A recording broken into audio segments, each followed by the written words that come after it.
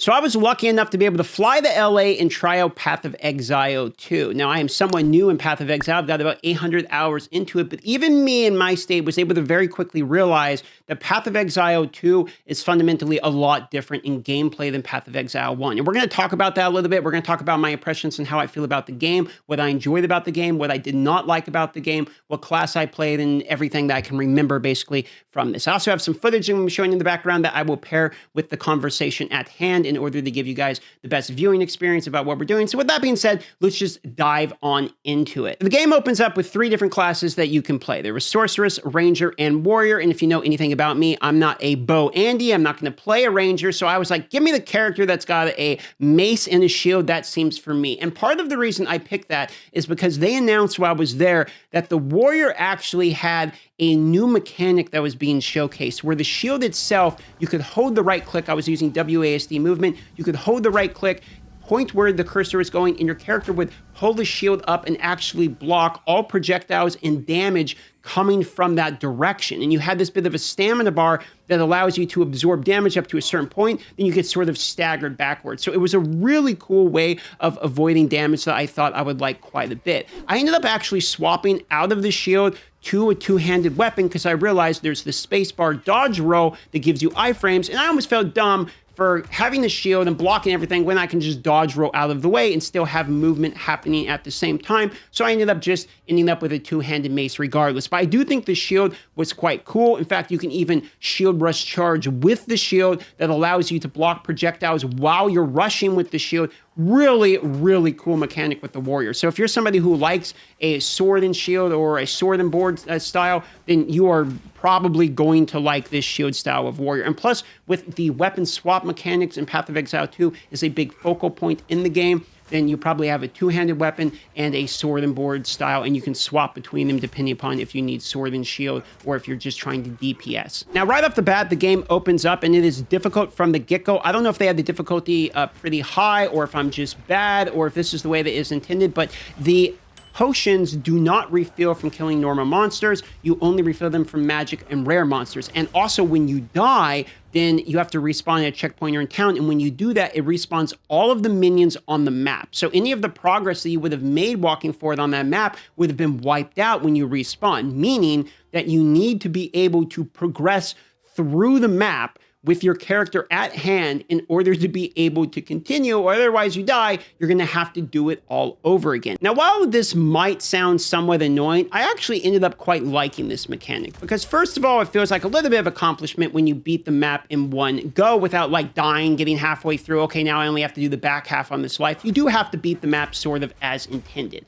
On the other side of it, it almost had like this built-in catch-up mechanic where if you are dying and having to reset the map and do it over and over again in the axe, then you're getting more experience and the loot that comes with that, and then eventually you're sort of caught up and it won't be a problem. And eventually I got to the point by Act 2 where I was just one-shotting almost everything, stun-locking the bosses, and just comboing stuff out with the 2-handed mace, and I felt really, really strong. But in the beginning, it was rather difficult, and I feel like I needed those extra levels. One other thing I noticed that I did not like when I was testing the game was the consistent having to go back to town to get the potions. For instance, the Sorceress was having this problem I was noticing with mana. People kept having to go back to town, and they were complaining about, man, I have to go back to town and get mana all the time. Whereas a Warrior, I was having this with HP because I'm always up there in the front taking damage. I'm going to need to go back to town to get health potions. So it felt very disruptive because you have like a casting animation you do.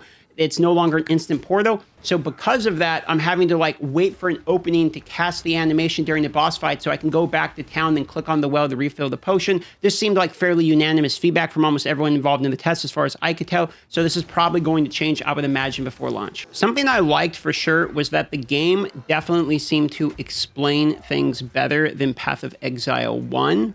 From the beginning, the concepts in the game were almost explaining themselves to you. For instance, the bosses, if it has an unblockable attack, were flashing red. So you know your shield ain't going to be able to block that. That is, in fact, an unblockable attack, and that's a mechanic that's in a lot of games. So some of these were fairly intuitive from the beginning. Some of them were not intuitive, however. For instance, the way skill gems work. You right-click on a uncut gem, you can cut it into a gem, you get to pick, and that was all fine and dandy. But then the skill gems themselves, at least for the Warrior, were locked to individual weapons, meaning I had a lot of mace weapons by time, or mace skills by time I was like level 10, 15, etc. So when I got like a good axe drop, I was like, oh, awesome, log in, boys, I got a good axe. But then I go to equip it, and suddenly I have 0 usable skills because all of my abilities are for the mace. And I didn't really know what I could do about that. I just kind of stuck to mace the whole time because I couldn't recut my gems and I didn't have any extra gems.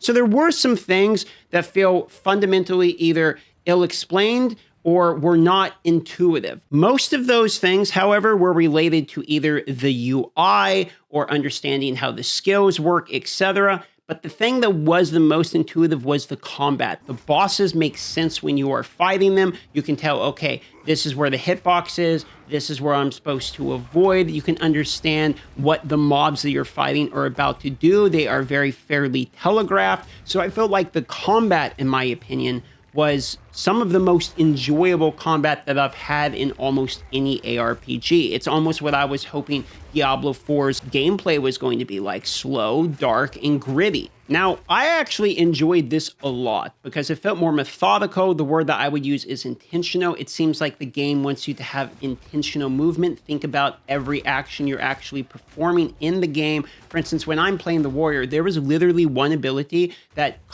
took 2.32 seconds in order to be able to cast. I'm talking a full 1 Mississippi, 2 Mississippi, 3, and that's how long it took to even get that ability out. And I caution away from saying this, but they reminded me mostly of Ruthless in Path of Exile 1. The drops were definitely fewer and far between though, but by the time I started to progress in Act 2, they started to pick up quite a bit more, so I think that was only an early game thing. The combat was definitely much more, each of the pack of mobs were dangerous. It wasn't just like, okay, I have to fight 50,000 mobs to get to the next map, let me just blow through them. Like, I was thinking about each one of the fights. Well, at least until Act 2, when I got a two-handed mace, some skill points on the tree, and I started literally one-shotting everything with my two-handed mace. It just took a few good rolls. So I think you're only going to feel that way, and it's going to feel slow while you're learning the game in the first act and a half. Once you get some items, you're sort of back to blasting already. So if you're worried that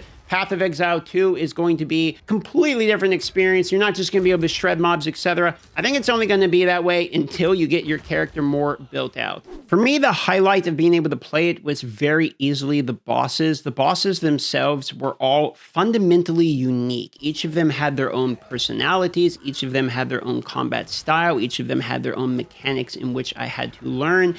And until I was able to like stun lock them with the two-handed mace, they actually all felt decently difficult. Jonathan Rogers said in one of the interviews that he wants people to die twice and that the third time they are able to defeat the bosses. And that does seem very apparent when you actually play the game. It seems like that has been tuned to make you die a couple of times to figure it out. And then you go and you're like, okay, I got it this time. And then you can avoid the mechanics, etc. as you go through. The boss fights felt difficult, but fair. They are also very well themed. There was one boss fight where the guy turns into a wolf and then he's running around the map and has other minions that come out with him. And that seemed really cool. There was a boss that was like an executioner that is using a giant axe, and he actually starts the fight by chopping off the head of somebody and then coming at you with an axe. So there's all kinds of different style of bosses, and there's over 100 unique bosses in Path of Exile 2. And if all of them were at the level of what I saw just going through the first 2 acts, that is actually going to be fairly impressive. They released a lot of new information when I was there. One of it, in fact, was that there's actually mounts coming to the game, which is a cool little thing that got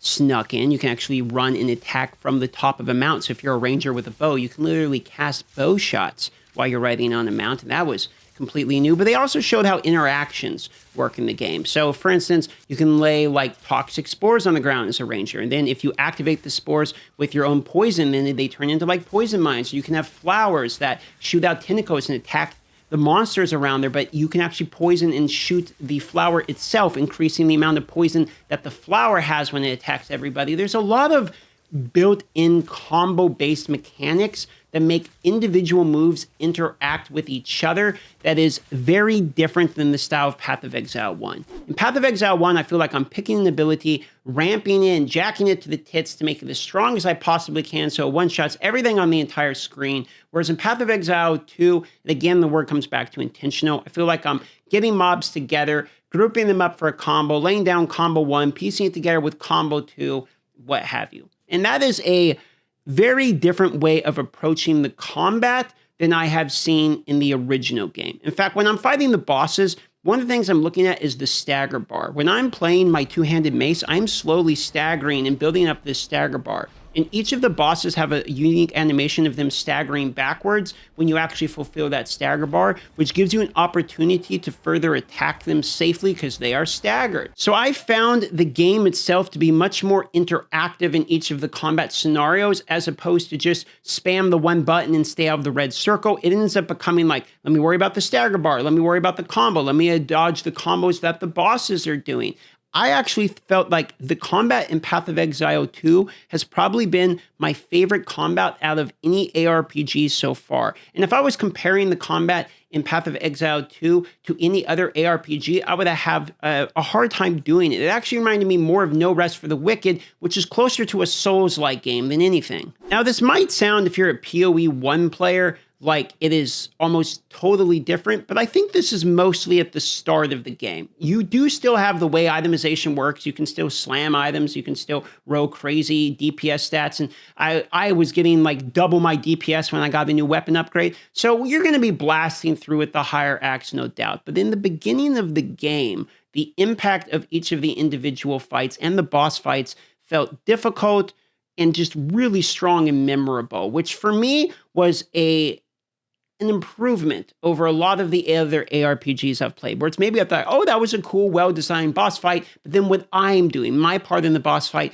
would be like extremely boring in some of these other games. Whereas in Path of Exile 2, I feel like my combat's good, what I'm worried about with the boss is good, the audio and the music is very good, the impactfulness and the theme of each of the boss fights are very good, and they're all fairly unique. So I have high praise for the boss fights. They're definitely going to have to do some balancing, though. I got to a point where my two-handed mace could like stun lock some of the bosses. There's definitely some bugs and some issues with them getting stuck on things, and I saw this multiple times while I was there. But for the most part, I think that is just alpha testing stuff that will be fixed upon release of the game, and I'm sure it's going to be much more flushed out. I do want to take a moment to mention that WASD felt a lot better than I thought it was going to feel. There are some complaints about hotkeys, and that would be true. I'm sure that you could use an MMO mouse, but not everyone may want to do that. So using WASD while trying to use like Q, E, R, T, etc. might be somewhat difficult while you're also moving. But the way the WASD works with your character facing where your mouse is pointed, that's actually quite important for things like shields, for instance,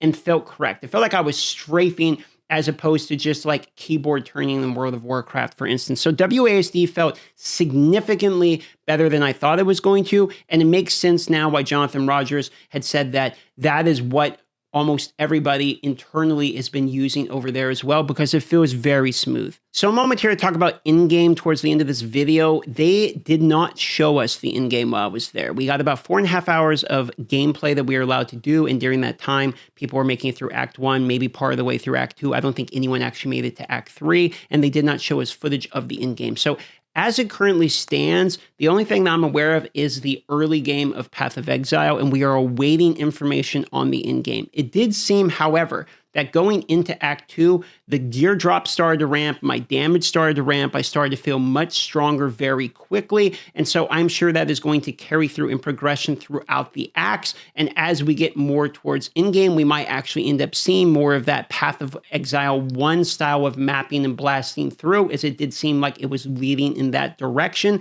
but the beginning of the game is definitely going to be slower than you're used to. Overall, I enjoyed my time playing Path of Exile 2. I was looking forward to Path of Exile 2, but after actually playing it, I'm looking forward to it even more.